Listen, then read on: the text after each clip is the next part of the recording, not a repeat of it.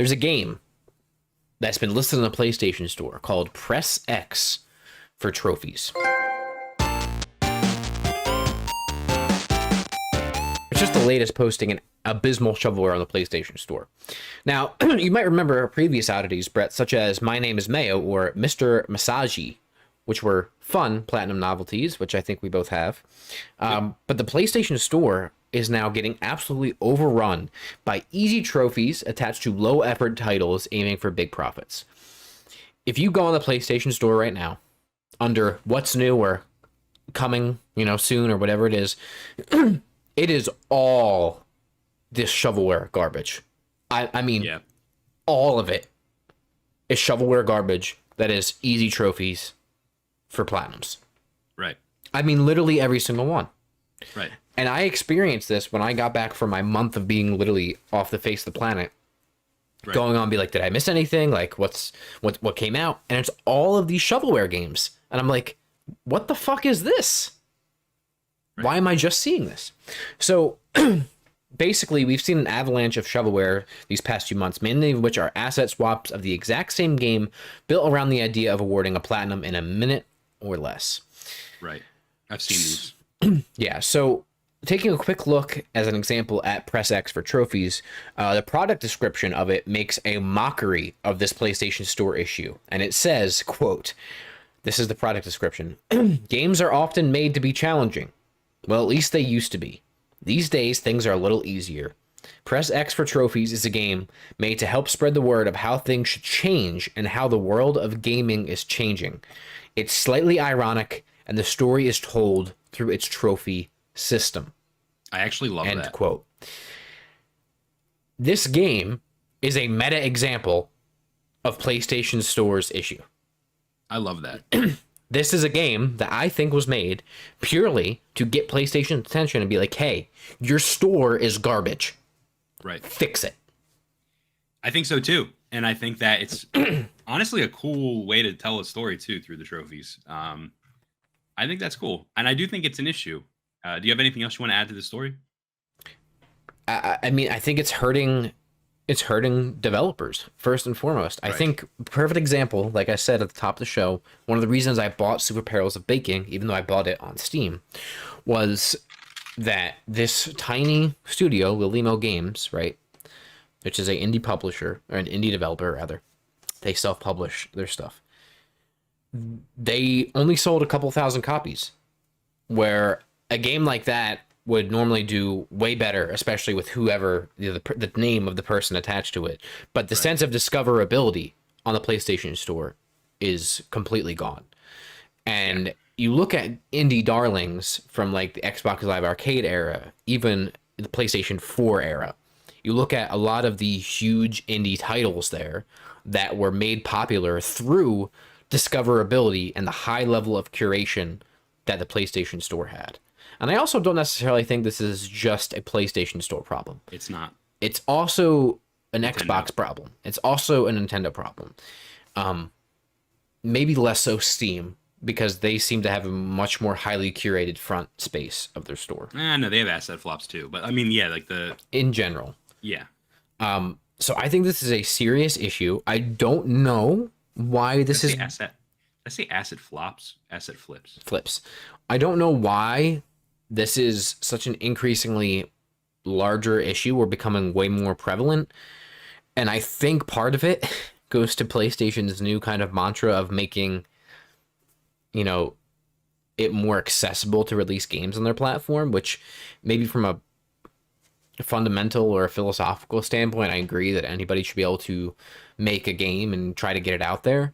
But there's a difference between, a small developer or publisher, whether they're a small team or a single person working really hard to create something to get that out there, versus people that are clearly doing it just to chase these garbage platinums, and make really high profit margins on a game that took them a day to code. All right, I'm going to give you my thoughts. Okay. We are guilty of buying these games to increase our trophy score. 100%. We are. Absolutely. That being said, like you said, this is an issue on Nintendo. This is an issue on PlayStation. It's an issue on every platform, right? That Nintendo seal of approval is now gone. They don't have that anymore. Right. PlayStation, like you said, is making it more accessible to publish your games. And I think that is the biggest part for me, is that I don't want them to take that away, because then it's going to be harder for developers to put their games on the PlayStation Store. It's going to cost more to put their games on the PlayStation Store. And we might not get some games because of that. Right. So I don't want to do away with that. I don't want to make it harder for people to put their games out on my preferred platform. However, something has to be done, and I don't know what that is.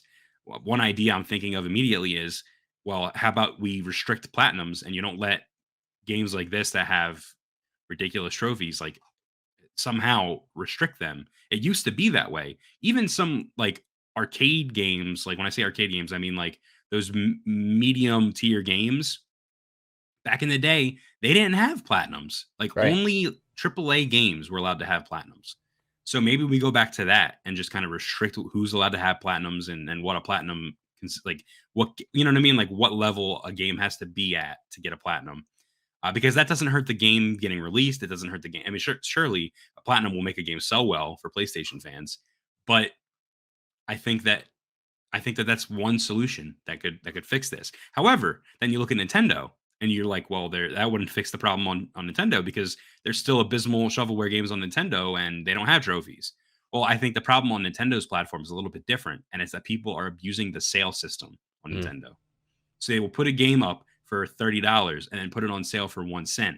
And then it shows that it's like 90% off or 99% off. And it goes to the top of the best deal section or great deal section. And then people buy it because it's only a cent. And then it boosts it in the top downloaded, right? So I think that there's an abuse going on Nintendo's platform as well, but it's different than what's going on PlayStation's platform. It's just different ways people are abusing the system. And it's smart. Don't get me wrong. It's super fucking smart. And if I was trying to make a quick buck and I was a game developer, I would definitely jump on these tactics because they work. I've bought so many games on the Switch that were 1 penny because I have those gold coins from Nintendo. So I'm basically getting it for free. And I definitely have bought those trophy games because they're like 99 cents and I get a platinum trophy that makes me look cool to gamers, right? So I don't know. I don't want to take the publishing more serious because I don't want people to find it harder to put games out. But something has to be done. I agree with you. Yeah, I don't know what the answer is to it. I don't know if it's an algorithmic thing, if it's Right. it's the other thing is too is like there's like a sheer volume issue now that didn't exist in the past. There was, you go back even 5, 6, 7 years, there was a couple of releases every month. You know what I mean? Right. Now there's like a couple hundred releases every month of games from all over the world, which is great. But like, how many of those games are actually quality? Right. How many of those games are actually worth putting on your storefront? And the long and short of it is, if PlayStation wanted to, they could block all this shit from their store, right? It is your storefront. You can curate it however you want to.